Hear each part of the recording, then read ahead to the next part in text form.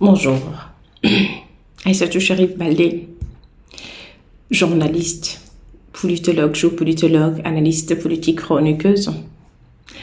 Alors là, je suis en train de vous parler, bien évidemment, en tant que journaliste qui est parvenu à mener quand même quelques enquêtes autour de la disparition, pratiquement en tout cas des spéculations qu'il y a autour de Touma Diakité. Une seule chose reste claire, M. Touma Diakité a été extrait de la maison d'arrêt de Koya, encagoulé et menotté pour une destination inconnue. Par après, bien évidemment, on a essayé de le mettre hors d'état de nuire. Vous savez qu'il devrait retrouver sa liberté bientôt. Et pourquoi? Mais il dérange. Il dérange pourquoi? On sait qu'il dérange, mais il dérange beaucoup plus parce que c'est ce que les fétiches disent. C'est ce que les fétiches du pouvoir disent. Et vous avez vu le monsieur qui a été limogé.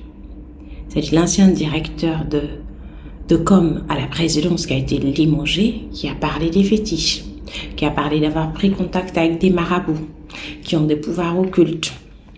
Voyez, donc ce pouvoir-là est fondé effectivement sur ce genre de pratique.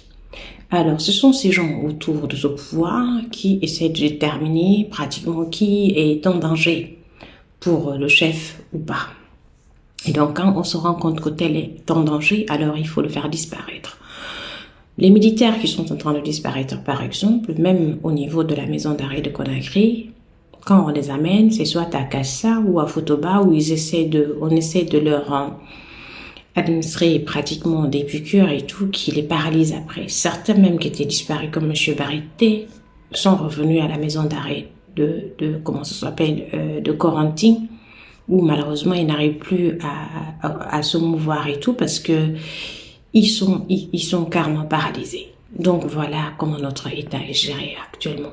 Donc, c'est-à-dire, pour que quand tu es un homme politique, quand tu es dans l'armée, si tu doit survivre dans ce pays-là aujourd'hui, prie le bon Dieu que les fétiches du pouvoir ne te voient pas.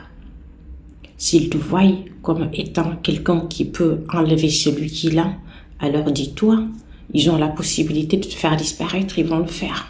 Et voilà comment nous sommes gérés. Et ces informations-là, je les ai reçues de haut niveau, malheureusement. Et qu'Allah veille sur nous, que le Tout-Puissant nous protège ce pays. Merci à vous. Prenez soin de vous.